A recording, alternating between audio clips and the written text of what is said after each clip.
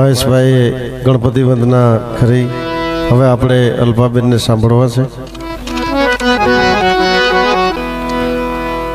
કે સંતો ભક્તો કવિઓ સાધુ સંતો પોકારતા રહે છે કે માથી મોટું કોઈ નહીં, જળથર કે જગદીશ.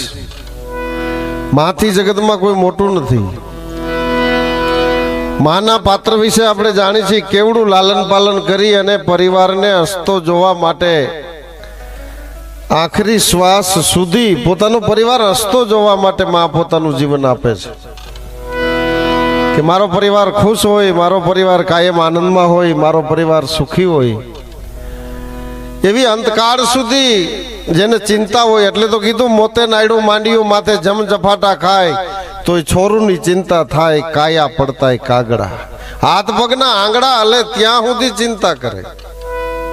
મારે ખૂબ હાસ્ય કરાવવું છે, આખ્યાનનો મારો વિષય છે અને આનંદ કરવો છે. અને ખૂબ આ પરિવાર આજ માના આ કાર્યની પાછળ પોતાની લાગણી વ્યક્ત કરે છે. બહુ ખુશીની વાત છે. પણ એ માના ગુણ વિશે આપણે જાણીએ છીએ કે માનું ઋણ આપણે ચૂકવી શકતા નથી. વેદશાસ્ત્ર એ ઉપનિષદોએ હાથ ધોઈ નાખ્યા કે મા બાપનું ઋણ આપણે ચૂકવી શકતા નથી. પણ સંતો ભક્તો સજ્જનો એમ કહે છે કે ચૂકવાય છે અને મફત ચૂકવાય છે. અને મફત ચૂકવાય છે એટલે માત્ર ને માત્ર બોલાવાથી. જ્યારે આ શરીરને ઘટપણ લાગે 60-70 આ શરીર ઓશિયાળું થાય ત્યારે પરિવારના ઊંફની આ માતા પિતા આશા કરતા હોય છે. આપણે ફળિયામાં આવી અને વડીલો બેઠા હોય એમની નજર ન કરી એટલે એને દુઃખ થાય. પણ છતાંય મા એમ મને કરવા મારો દીકરો આવ્યો જો હમણાં મને બોલાવશે, બા બેઠા છો ને એમ કે.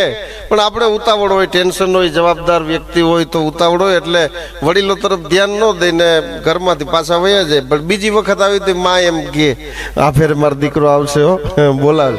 દાદાને ખબર હોય કે નહીં આવે, પણ આપણે એમની નજર ન કરી. એમ તો ઘરમાં ડિમ્પલ હમી ઘણી વાતો કરી, પણ આમ વડીલો બેઠા હોય એમની નજર નથી જાતી. ત્યારે આ વડીલો ખલાસ થાય છે. નહીતર પછી એને એમ થાય કે હવે અમે નકામા છે. માનો ગુણ તો કેવો છે, આપણે એક એક ગુણને એટલે કીધું છે બોલો ભલે બીજું બધું મા બાપને ભૂલશો નહીં. અગણિત છે ઉપકાર એના એહ વિસરશો નહીં. અગણિત એટલે ગણી ન શકાય એટલા મા બાપના ઉપકાર આપણી માટે માથે છે, ગણી ન શકી. 5 વર્ષ ના થાય ત્યાં સુધી આપણી ગંદકી ધોવે માં.